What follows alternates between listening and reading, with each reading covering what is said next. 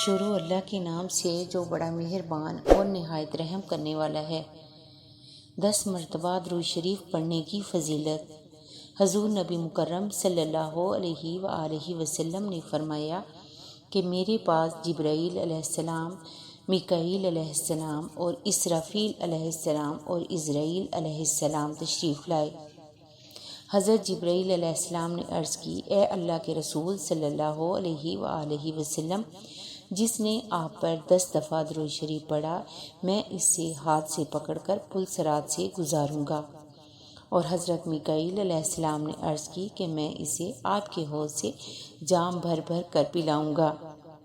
حضرت اسرافیل علیہ السلام نے عرض کی کہ میں اللہ کی بارگاہ میں سجدہ ریز ہو جاؤں گا اور اس وقت تک اپنا سر سجدہ سے نہیں اٹھاؤں گا جب تک اللہ اس کے گناہ معاف نہ فرما دے۔